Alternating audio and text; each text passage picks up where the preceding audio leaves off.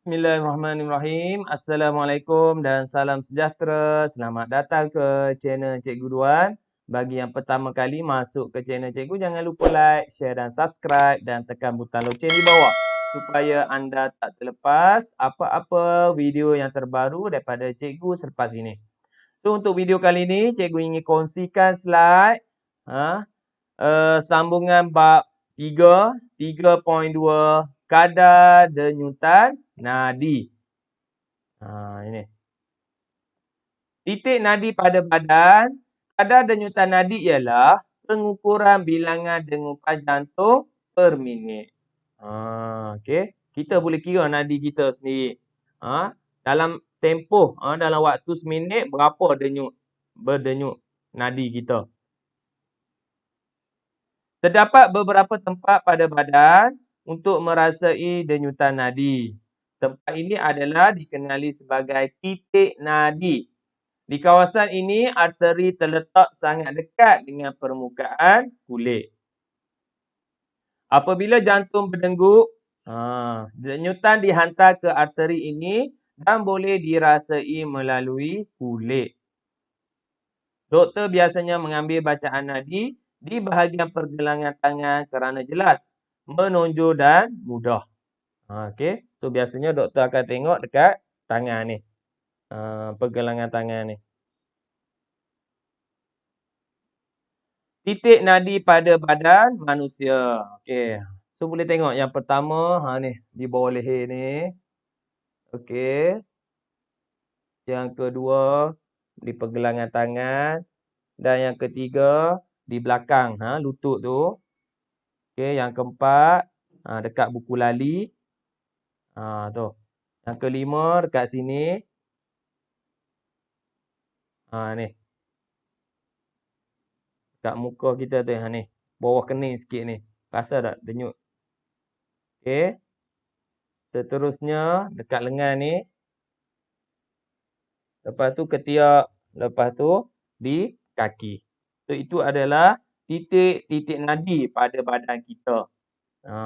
So, pilihlah yang mana senang. So, biasanya ujian segak, cikgu ajar kat sinilah. Kalau tak jumpa kat sini, kat tangan. Yang tu. Masa segak. Okay, kita sambung sikit lagi. 3.3 tekanan darah. Ni alat mengukur tekanan darah. Tekanan darah ialah tekanan yang dikenakan oleh darah pada dinding salur darah semasa peredaran darah. Tekanan darah boleh diukur menggunakan sfigmomanometer. Sfigmomanometer, ni alat dia. Unit untuk mengukur tekanan darah ialah milimeter merkuri ataupun simbol dia mmHg. Hg tu merkuri lah. Sfigmomanometer alat dia.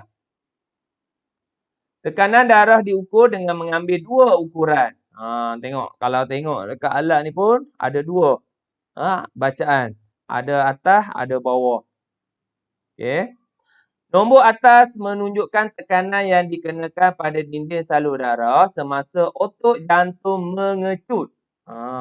Yang ni masa jantung mengecut. Nadi dia. Tekanan yang disukai ini ialah tekanan kita panggil sistolik. Nampak? Simbol dia SYS, sistolik. Nombor di bawah pula ialah tekanan yang dikenakan pada dinding salur darah apabila otot jantung berehat antara denyutan jantung dan disebut sebagai tekanan diastolik. Tadi sistolik, bawah adalah diastolik. Masa jantung berehat. Berapa denyut nadi dia.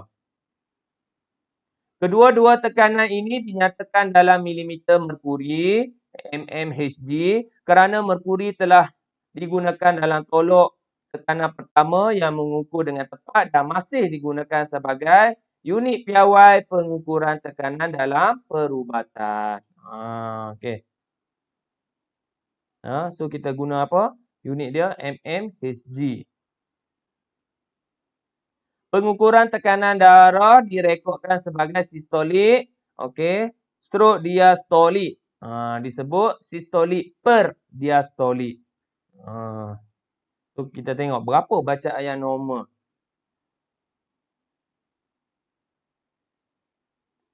Bacaan tekanan darah yang tinggi dan berlarutan menunjukkan bahawa anda mempunyai penyakit tekanan darah tinggi ataupun hipertensi. Yang ni, minta jauh lah. So bahaya kalau darah tinggi, lepas tu dia mulalah mai stroke dan sebagainya. Bacaan tekanan darah yang rendah dan berlarutan menunjukkan anda mungkin mengalami penyakit tekanan darah rendah. Pun tak mau. Tinggi tak mau, rendah pun tak mau. Kita mau yang normal. Yang duduk tengah-tengah. Ni bacaan dia. Okey, yang ni klasifikasi bacaan tekanan darah orang dewasa. Ni orang dewasa. So kalau kita tengok sistolik, bacaan atas dia yang optimal kurang daripada 120. Okey. Tekanan yang bawah kurang daripada 80. So kalau range normal 120 hingga 129, tu dikira normal. Yang bawah 80 hingga 84, okey, dikira normal. Untuk berisiko, tekanan darah dia 130 ke atas. Sehingga 139 yang atas. Yang bawah, bacaan bawah, diastolik 85 hingga 89. Lagi lajulah. Patutnya jantung duduk berehat. Tapi tiba-tiba dengut jantung laju lagi.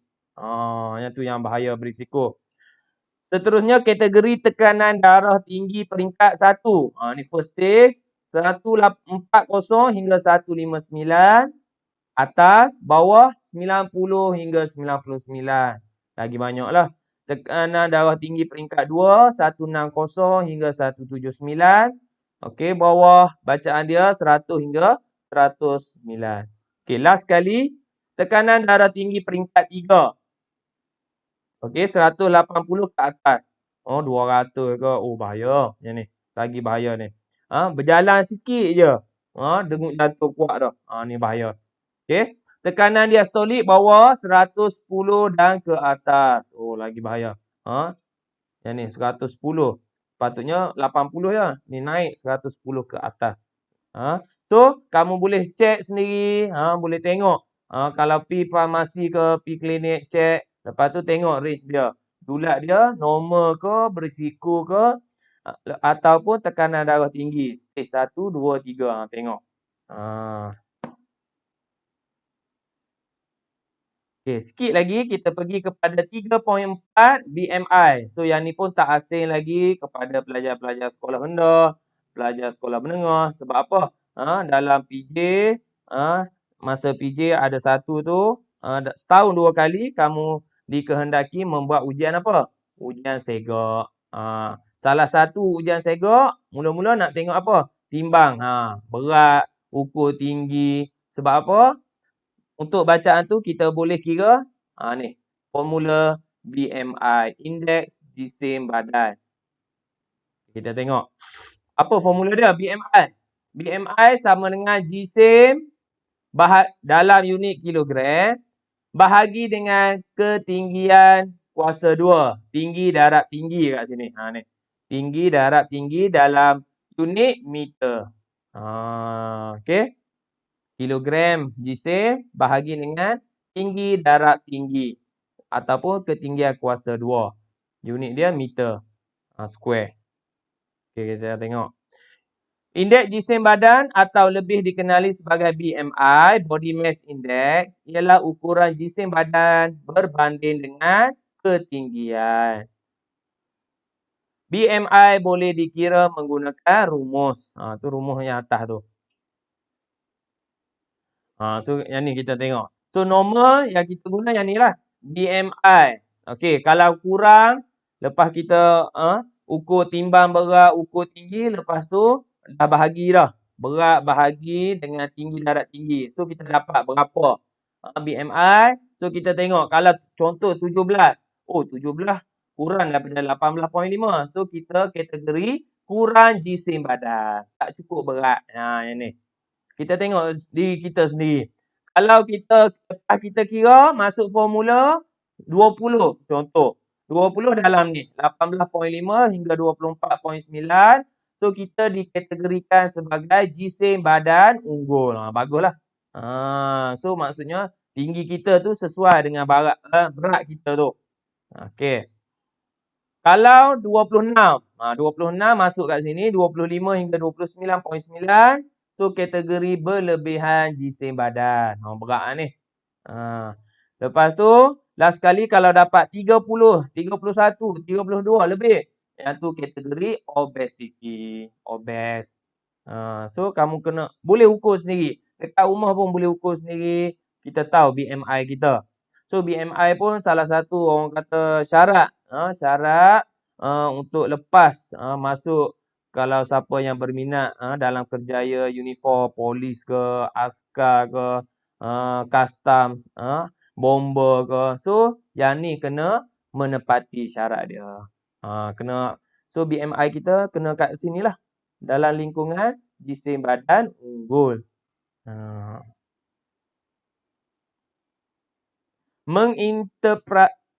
Interpretasi BMI. Kajian menunjukkan jisim badan yang berlebihan boleh menyebabkan masalah kesihatan yang serius. Okey, keadaan ini akan meningkatkan risiko menghidap beberapa penyakit yang serius. Contoh, serangan jantung, tekanan darah tinggi, strok, diabetes mellitus ataupun kencing manis, komplikasi sendi dan tulang. Ni penyakit-penyakit serius. Bila ada, berat kita tak ideal lah. BMI kita lebih tadi, yang ni akan mai. Kurang jisim badan juga boleh meningkatkan risiko seseorang untuk mendapat masalah seperti penyakit jantung, penurunan daya tahan badan melawan penyakit, letih, cepat letih, anemia dan kemurungan. So, tak cukup berat pun tak mau juga. Ada penyakit juga. Namun begitu, mencapai dan mengekalkan jisim badan unggul melalui pemakanan yang sihat dan aktiviti fizikal yang konsisten dapat membantu mencegah penyakit ini. So, at least kita kena senaman. Seminggu 2 kali kena senaman, kena exercise. Even walaupun di musim COVID ni, cara sendiri macam mana. Dekat rumah pun boleh exercise. Cara menambah jisim badan. Macam mana nak tambah? Mengamalkan pemakanan yang sihat. Okey. Berpandukan piramid makanan dan pinggan sihat. Itu suku-suku separuh. Makan mengikut waktu yang tetap. Kalau pagi pukul 8, pukul 8 je. Macam tu. Ambil snack yang padat dengan nutrien bagi menambah kalori. Makan makanan yang berkhasiat lebih daripada biasa. Banyakkan buah-buahan, sayur-sayuran dalam pemakanan kita. Cara turun pula. Siapa yang di kategori obes tadi, macam mana nak turun? Tetapkan sasaran yang realistik seperti turun 0.5 kilo dalam seminggu. Contoh. Tak mau turun 5 kilo seminggu, tak boleh. Yang real. Yang rasional, realistik. Okey. Contoh kat sini 0.5 kilo seminggu. Okey lah. Pantau dan rekod jisim badan anda seminggu sekali. Makan makanan yang sihat secara sederhana berdasarkan piramid makanan Malaysia dan pinggan sihat Malaysia. Buat beberapa perubahan dalam cara pemakanan anda seperti ubah cara penyediaan makanan. Selalu duk goreng. Masuk sekali pula kukuh ke, panggang ke, tak guna minyak ke. Okey. Ubah cara penyediaan. Selain daripada tu, elakkan makanan yang tinggi kandungan gula ataupun lemak. Kurangkan. Ni sebelum tidur kena kopi dulu, kena Milo dulu, tak mau. Kurangkan.